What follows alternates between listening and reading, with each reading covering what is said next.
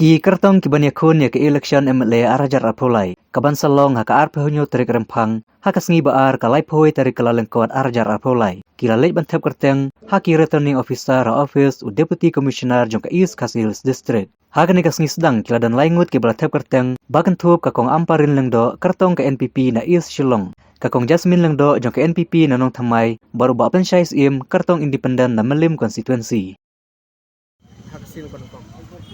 Kedai tradition jom ye kesam jom ni na do 1972 ipa jom ni ijudai barabor ibu wanding pong do pan file ke nomination jom hadin ipa ibu baru iwan bet first pan file te hadin mga simti mga igili kita ngaru garong bet first day first show namar ka judai ka pride jom ye kesam jom ni tebenta kasih yang sa sisin ni ayo yo blay ba ni lala pangin ngin le ya kata manbu man penek ya kata kedukomlong kedukoman jo kayeng ke jong ni abang syakri pat ba Madam kalau di small scam mentah one man tap ni ke teng kamtam hadin mati kenria nak ka wei ke parti ke wei pat mentah punya kun nak ni ke ba deng ke ni ka lama ni ke wei ke long ba dang ning pong ke nang si atau ngan dan chatu kan long atau kipat ba jong atas ko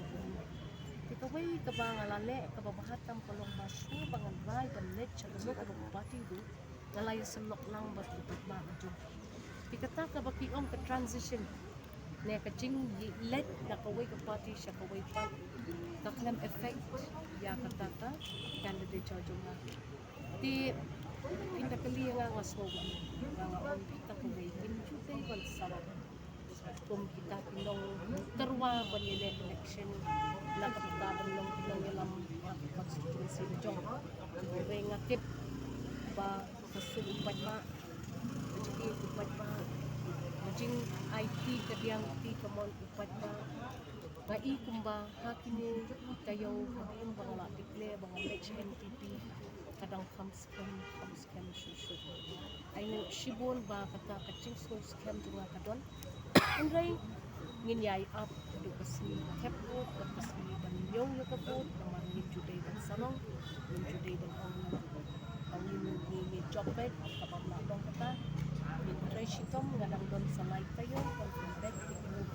jubay ito diwan ni jing note sa no ngadang don na constituency nganget ba ublay ko niya lang na shitom Madam kadang ni ka mukat ka ba lai debya atas snap but haki election maladap layat ko dimenta pat kadai ka man kalong mandatory lane kalong don comeback ya election commission makan hak ya ko lane pen pat ba te kani ka kan ta ne pi kanong ta ya namar nga taray di pat ba nga laya shy shibun halor ka po kamukot tumaga po sa district assessment ko kani tadi ka lahat ka kabun nga bangan let siya kata kamukot tuma bangan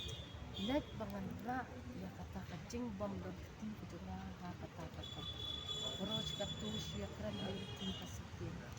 tika pa shibun ru ba ka election commission ka ayla kum lili ba siya kano hakino pino kijing kano kilo kaya pangin let siya kata makot umabat pangin pagpalaro yung pikat pa papel jing bakla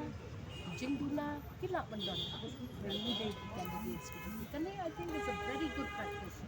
but nakaray kani kiti ko way ka ba pensay lang ya kajing long kajing man jong kata candidate jong ni siya pa nganget ito ka kam kala days tang ka kam let banyo la pagput